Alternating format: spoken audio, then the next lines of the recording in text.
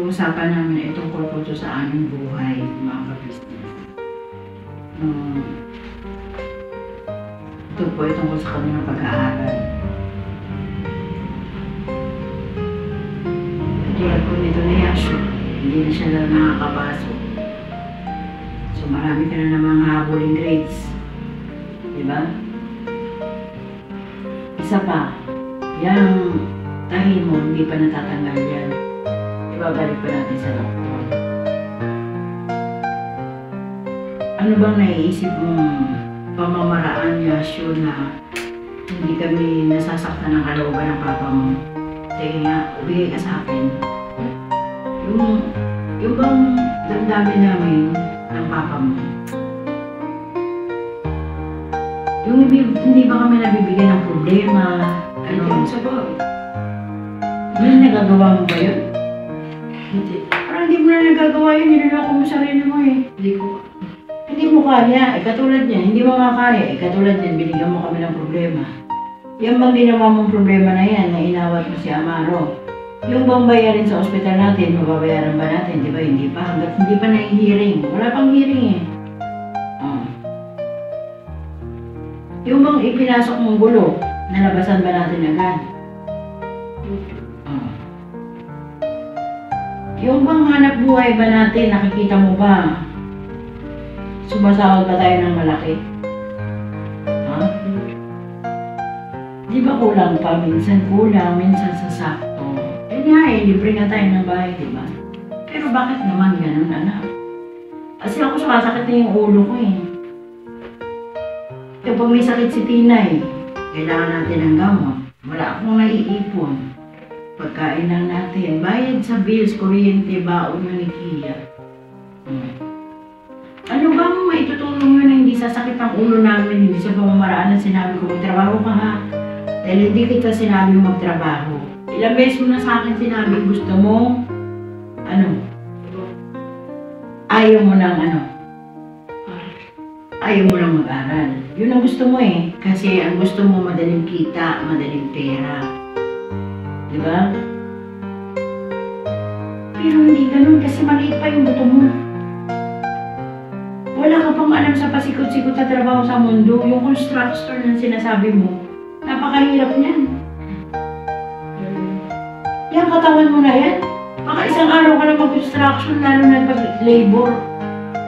Umiyak ka, buong 2 araw hindi mo pa nagagawa yung gumaling yung sakit mo, namaga na yung mga katawan mo.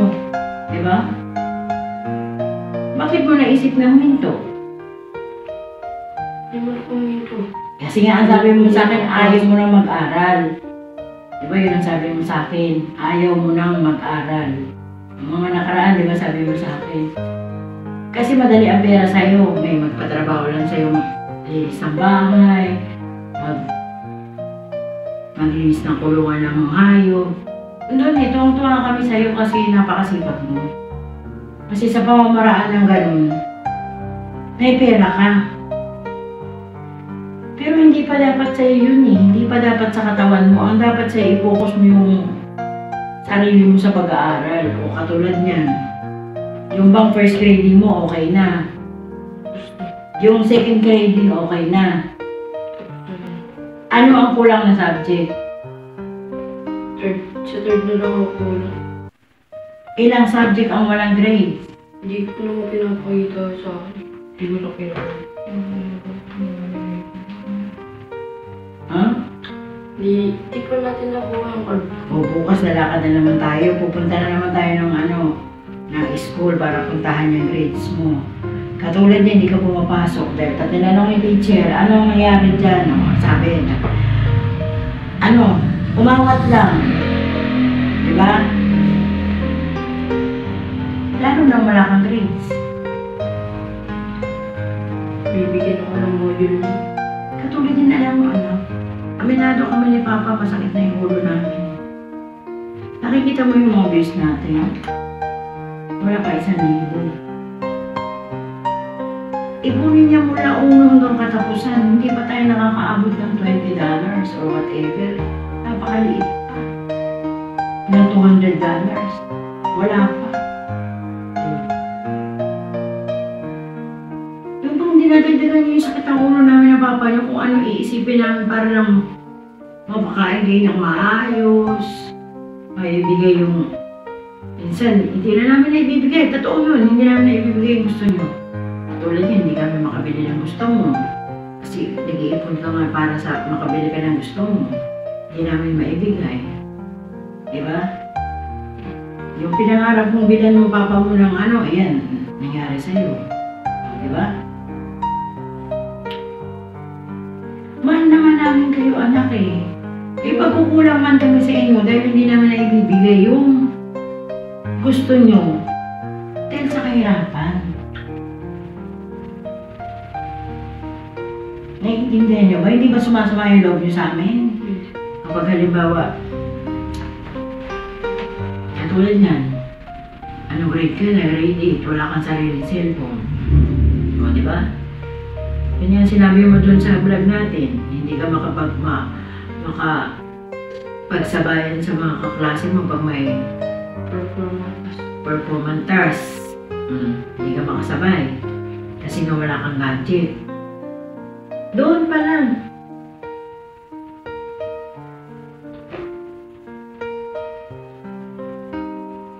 Isasaktan na kami ni Papa kasi hindi namin kaya.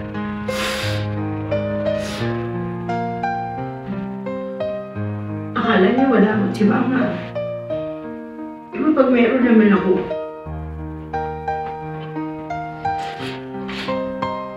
madali naman akong mahingian, di ba, pag meron ako. Lalo na si Papa, hindi alam hindi. Kayo ba, nararamdaman niyo ba yung nararamdaman ng mga magulang niya? Ha? Dapat, hindi ka na magpapasaway sa amin. Dapat kontrolin mo yung sarili mo na hindi ka nalalabas para makaiwas sa gulo. Kaaway. Wala kang kaaway, pero tinan mo yan, hindi ka pa nga ano, tinan mo yung tsura mo, napakaitim mo. Nadidisgrasya ka lang dahil sa ibang tao. Di ba? Tapos, ano pa?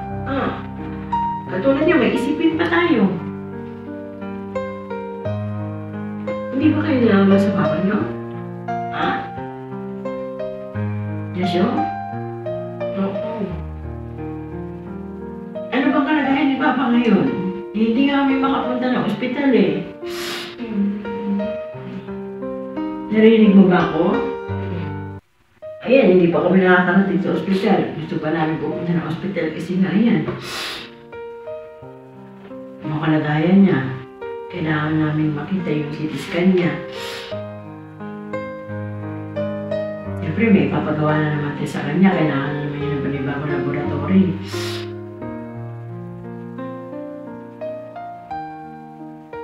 Yun ba, may ipapangako mo sa amin na hindi ka na pag-alagala, na pagtutuunan mo yung pag-aaral mo, hindi mo iisipin yung ibang hindi mo dapat isipin. Nag-antay ka, darating at darating ka pagdating ng panahon na malaki ka na, nakatapos ka ng pag-aaral mo. Yung gusto mo makamit, makakamit mo yan. Pero huwag kang magmamadali kasi bata ka pa.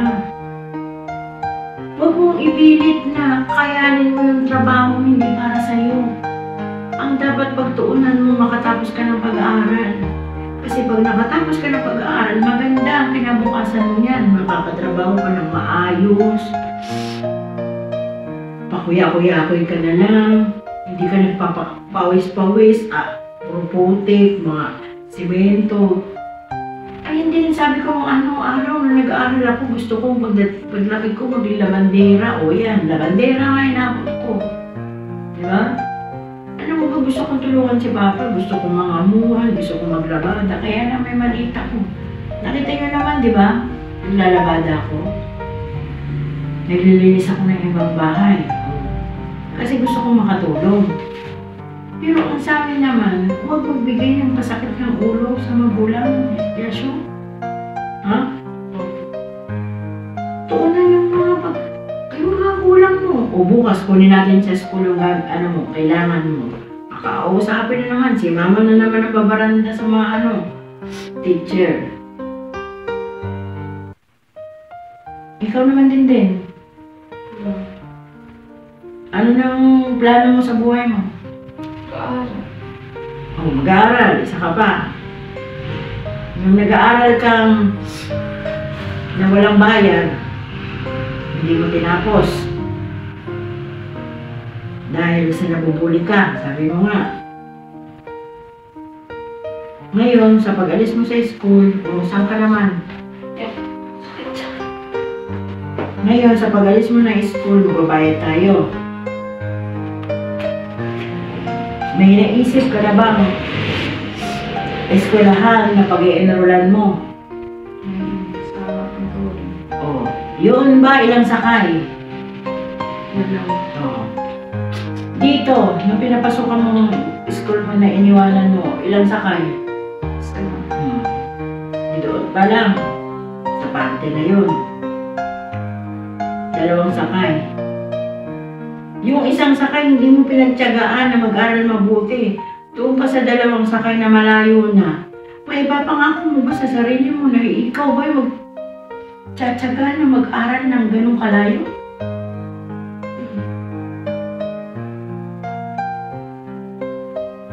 Malayo. Kaso naman ko.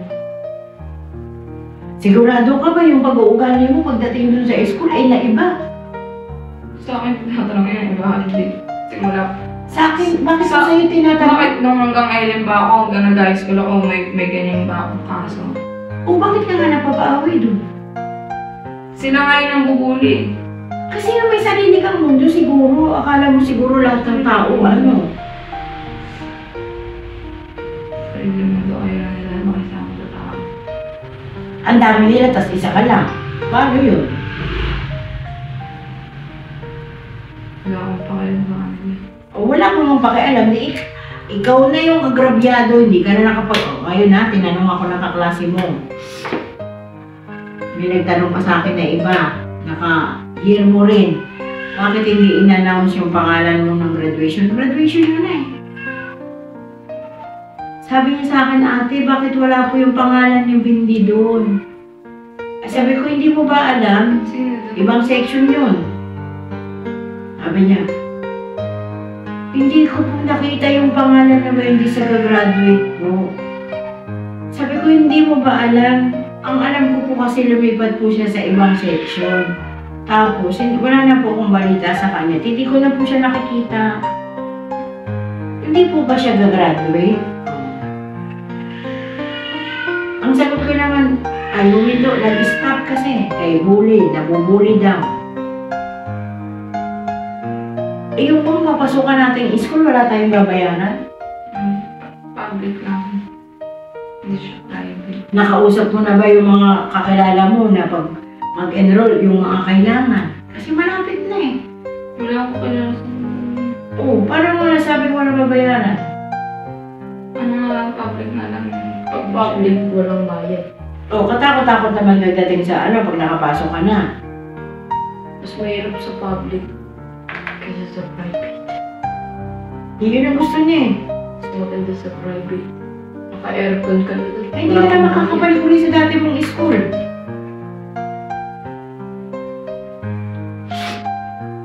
Hindi na ba talaga? Sa tingin mo? Meron ng voucher yun. Bayad na yung tuition. Oo, di ba? Eh, ngayon, nakawawa din, magulang. Hindi ko naman, kaya nga hindi ako doon mag-aaral din. Kasi wala ka naman choice. Wala naman tayong bangalo doon. Dapat pinagsikapan mo kasi 2 buwan na lang naman or 3 months na lang, hindi mo ba pinagtyagaan? Buti sana kung sinapak ka, binugbog ka doon, nakipag-away ka, talagang lalabanan ng nanay mo. Oh. Buti kung gano'n na nangyari, eh kung bulong-bulungan lang naman, eh tsagaan mo na lang para dapat tatapos mo nga eh. Graduate ka na sana ngayon, nakaligtas ka na sana sa bayaran doon. Wala ka sana babayaran, magkukulehiyo ka na lang sana. Kung may pangkulehiyo, kasi wala pa naman tayong kapera-pera. Hindi naman nyo kami tutulungan mag-ano. Vlog. Doon si Papa, masakit na yung ulo niya. Ngayon na, ay isipin niya kung ano iba-vlog niya. Tapos yung pag-edit, minsan lang kayo tutulong. Wawa naman siya. Wala kung marunong mag-edit eh. Eh Ikaw, marunong ka ba mag-edit? Oo. Dapat pag-aralan mo din yun. Sharing mag-edit para yung papa mo hindi puyat. Hindi ka nakita, pumabayad na.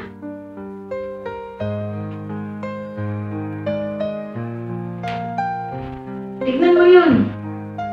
Kung open pa yun o hindi na. Open pa. Hindi wala ako makakilos. Kung wala lang si Dinay akong alagain, magtatrabaho ako. Para kahit pa paano may income tayo. May pagkain. Punta kayo sa sahod tayo, katapusan. Depende pa sa views natin yun. Akala nyo ba pag sumasahod tayo, tinatanong nyo ba kung gaano kalaki yung sahod, kung kasya ba sa isang buwan? Gano'n anak ba? Dapat mag-open forum kayo sa magulang nyo, kamusta naman yung natin, ganito, ganyan. Ano kayong gawin natin, mag-isip tayo, ito i-vlog natin ngayon, bukas, ganito. Kung tinanibis ni Papa, 700 plus, 900, 2 days, 1, 2. Tapos nag-ahabol pa kami kung ano yung i-vlog namin. Nung simension siya sa pagbablog kasi ayaw niya naman makipag-cooperate.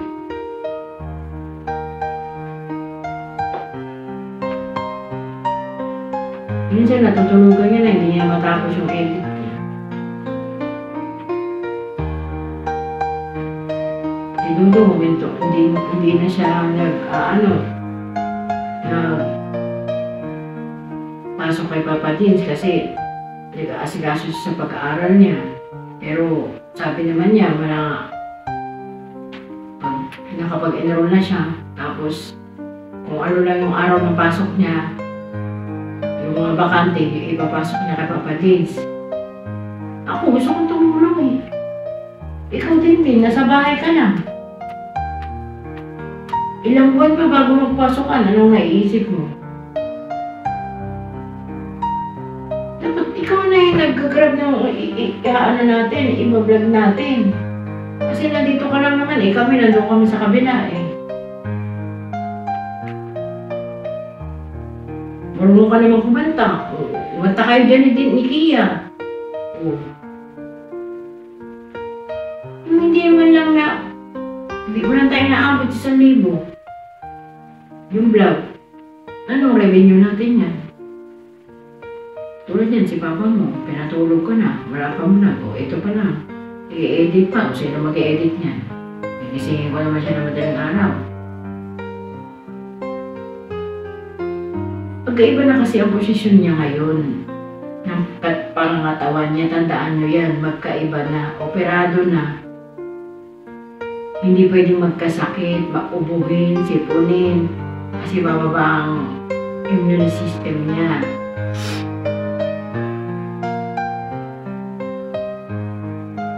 Hindi naman para sa amin lang itong ginagawa nating pagbablog, anak eh. Para sa ating pamilya. Ikaw, Yesu, hindi ka ba nakakapag-isip kung ano ang isipin mo? I-vlog natin ganito, ganyan. Ha? Nagsasabi ng mga papa ko meron. Tinutulungan ko pa mag-edit yun. So, sabi mo, hindi ka marunong mag-edit. Yung marunong pero tutulungan ako sa pagtatami. O, ikaw naman din. Mag-edit yun si ate. O, ilang gabi ko na nakita, tatay mo nakagano na o. Wala ka naman din trabaho, anak. Sa isang linggo, ikaw naman mag-edit ng 3 araw. The list ng 7 days, meron pang 4 days. O, sa'yo, 2, kay Dudong 2. Pero kakapagpahinga, magtatanong na lang kayo kung anong itatangin. Kasi kami mga matatanda, hindi na ganun kung gumagana yung utak namin sa dami ng problema dumarating.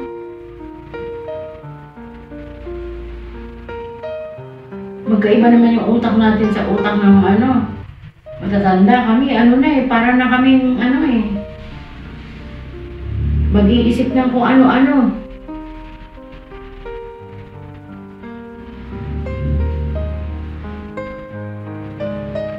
Alam niyo naman na iisa lang naman ang hanap buhay natin ang pag-YouTube. Wala naman kayo mapapala dun sa atin yun. Hindi na, wala na. Wala na siya pakialam sa atin. Nihay ni Huy, wala. Kala niyo yung tatay niyo hindi nalulungkot? Nawala yung ate niyo. Malungkot din siya, hindi lang niya ipinapakita. Gusto niya magalit pero hindi niya magawa.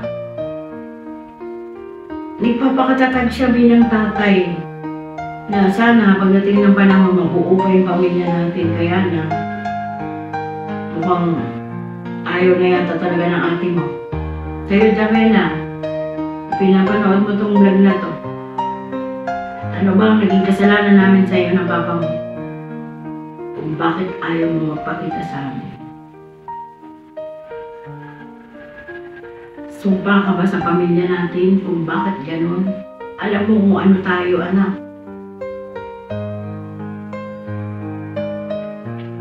Dapat ikaw ang unang nakakaisip niyan, Jamela.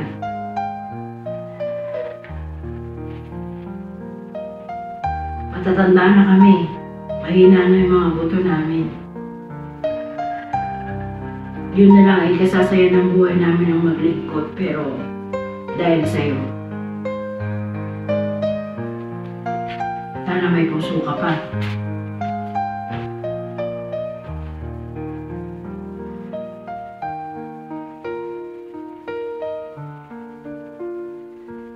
Ikaw din.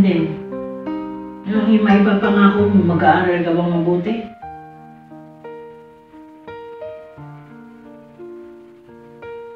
At hindi yung kahirapan kami, gusto na namin umuwi ng probinsya. Iisip lang namin kayo.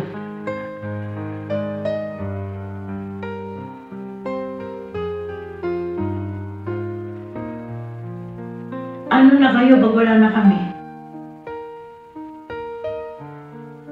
Diba? Gusto niyo ba yung magkawatak-watak ng pamilya natin, Yasho? Ikaw din. Hindi magsikap kayo, magkabit-bisik tayo na maging maayos ang pamumuhay natin. Magtulungan tayo.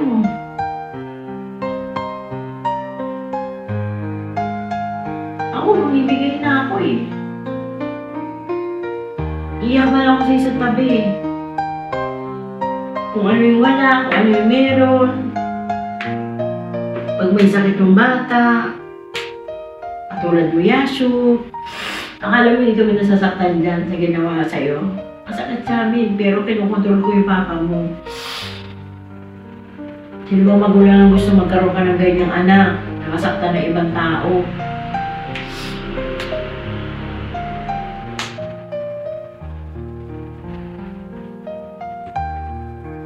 Magpakabait, anak. Ha?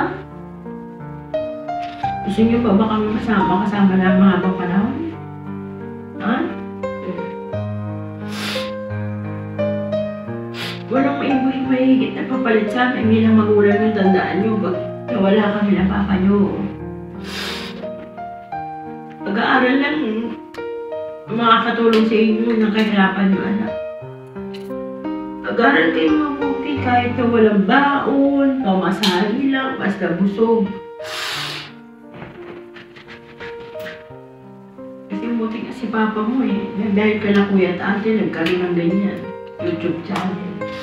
Alam mo ba kung walang YouTube channel, hindi tatanggapin si papa ng trabaho kahit saan. Sa medical pa lang, sablay na yan.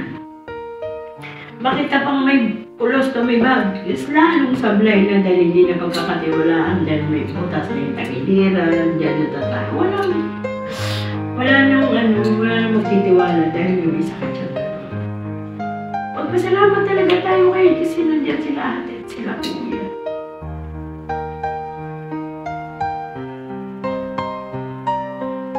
Dahil magkaiba nung walang siyang ganyan. Napakasipag ng papa niya, di ba?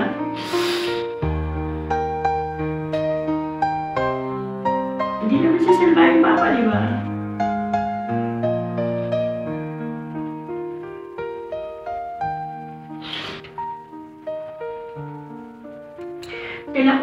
may mga edad na yan. Pagdating ng araw na wala kami ng baba mo, sila kaya nila mabuhay. Paano kayo? Si Kia, si Tina, hindi pa.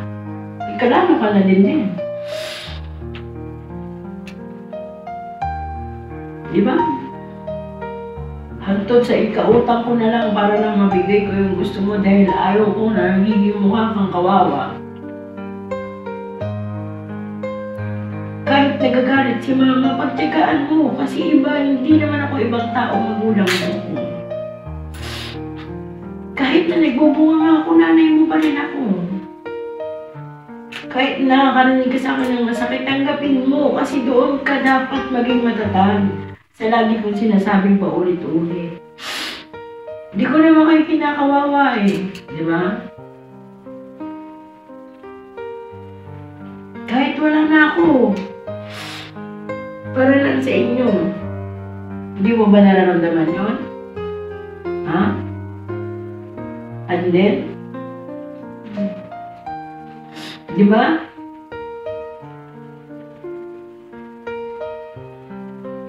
Ikaw, matigas mo ang puso mo para sa magulang mo? Ikaw, mahal na mahal kita din. Kaya minsan nagagalit lang talaga ako. Alam mo yung kinagagalit ko, pero hindi ko ikinagagalit. Hindi kita inaano na mapahama ka sa iba. Pagtulong lang ng gawaing bahay, anak. Lalo na't lagi kaming wala. Maasahan ko ba yun? Ha? Hindi ko ginagawa nito. Maasahan ko ba? Oo nga, gumagawa ka nga. Sabi ko, gumagawa ka nga eh. Pero hindi naman palagi anak ko. Di ba yung mabigat na bagay ako na yung gumagawa? Kasi makma.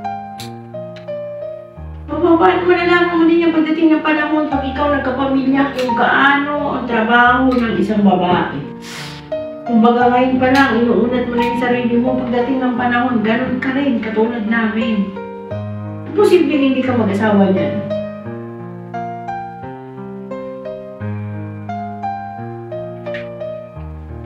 Bahalang mabash ka dyan. Mainabas mo yung tama sa sarili mo na hindi ka nagsisinungaling.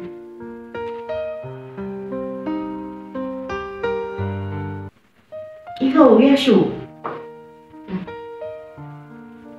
Hindi for the vlog yan, anak, ha? Ingatan mo yung sarili mo. Tingnan mo, napakaitim mo na. Ha? Puro bangas na yung mukha mo. Tuhod, bangas, balikat, bangas. Maitim ka na. Tingnan mo yung kulay mo sa kulay namin. Hindi ka ba masanay ng... Hindi mo ba kaya na hindi ka mainitan sa isang araw? Gusto mo lagi ka nabababad? Ha? Huwag mo ano yung sarili mo, anak. Mag-aral kang mabuti.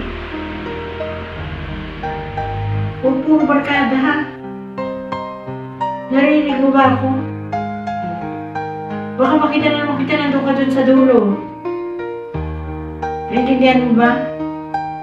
Alam mo ba sa lahat natin, ikaw lang laging wala. Oh, pag uwi mo, may pera ka na. Kasi pinagpaguran mo. Kasi nasasanay ka ng laging may pera. Gusto mo ng trabaho ganito, gusto mo ganito, gusto mo ganyan. Nakakatulong ka sa amin, may dala kang bigas, minsan may dala kang ulam. Pero ingatan mo yung sarili mo, anak. Tignan mo, napakabayat mo na.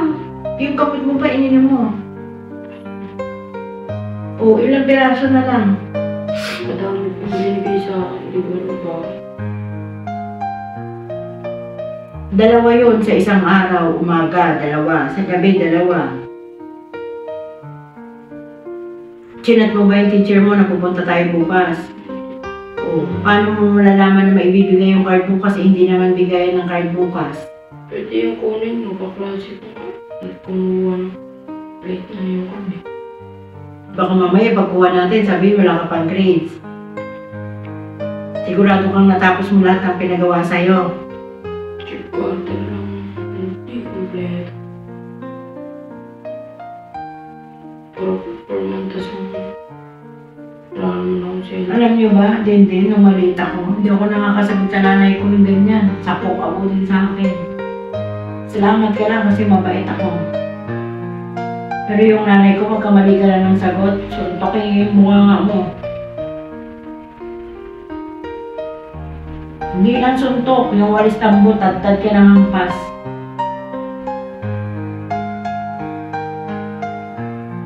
Magiging magulang din kayo pagdating ng panahon na malalaman nyo kung paano rumespeto sa magulang. Dapat yung pag pinagsasabihan ka ng magulang mo, tatahimik ka lang eh. Sasagot ka lang ng, oh, sige po, hindi na po, opo. Hindi mo ba nakikita yun? Ganun.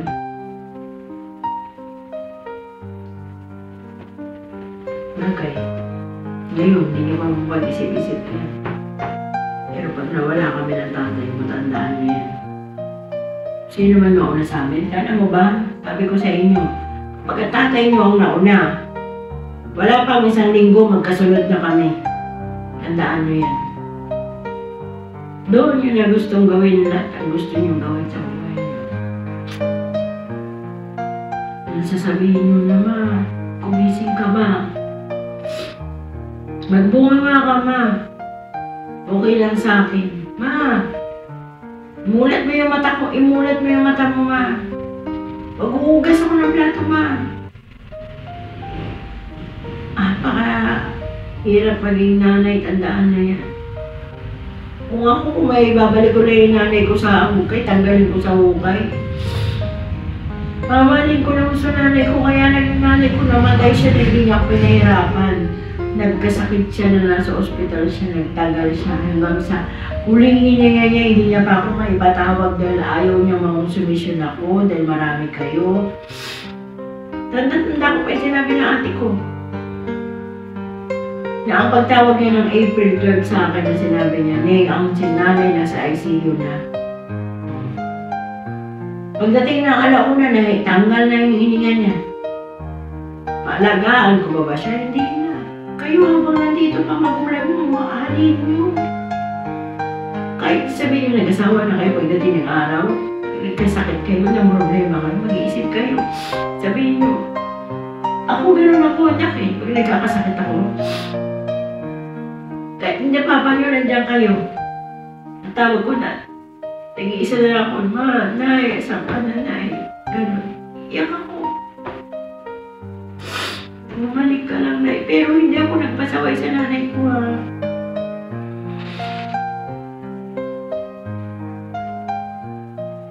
Nakapag-asawa man ako ng bata ako dahil sa nanay ko, pero hindi ako nagtanim ng sama ng loob sa kanya.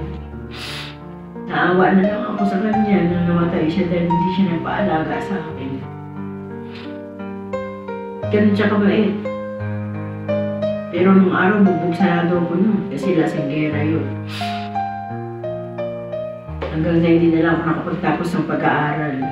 Pero gusto ko pa mag-aaral, ha? Hanggang 3rd year lang ako.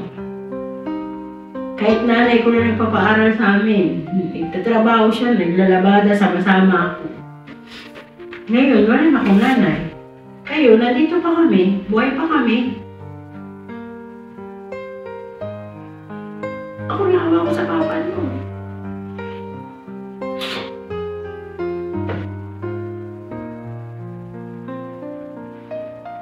Kasi mabait siya sa inyo eh, kasi anak niya kayo, di ba? Sabi niya, kahit nandun sa bulsa niya, ibibigay niya para sa inyo. Tulungan niyo kami.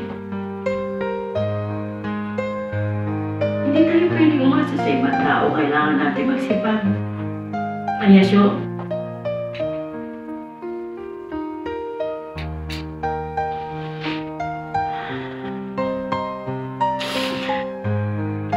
Hindi. Maging quiet ka na sa school mo. Naintindihan mo ko? Ha? Para malaman natin, unahin mong hakbang yun sa eskwelahan dito sa Yang. Kasi graduation na nila, imposible na ibibigay na yung card mo ng K-11 niya.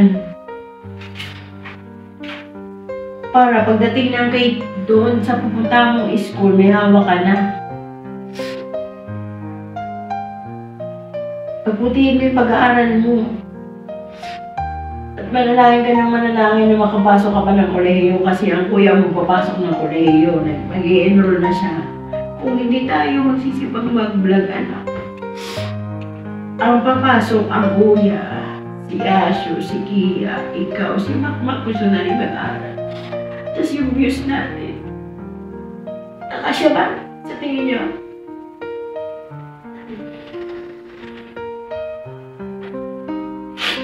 Trabaho pa lang isang araw. Gastusin, si Tina, diaper.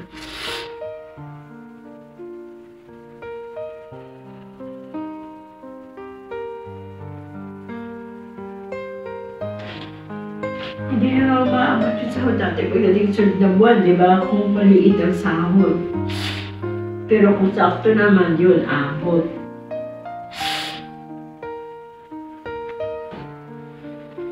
Pasensya na po kayo mga ka-business na. Kasi nandiyan na po ako eh. Sa pagpapayo lang sana ito narating na kung saan-saan. Pero hindi po ito scripted mga ka-business. Maraming salamat po sa panood niyo po sa aming YouTube channel po. Maraming salamat po. Huwag niyo po kalimutan. Papa Dens TV po, Ka-Business Official, Ka-Business Family, at Vera and Lito Official po. Hanggang dito na lang po ang aming munting vlog. Maraming salamat po. Never say goodbye. Tomorrow is another day. Vera po.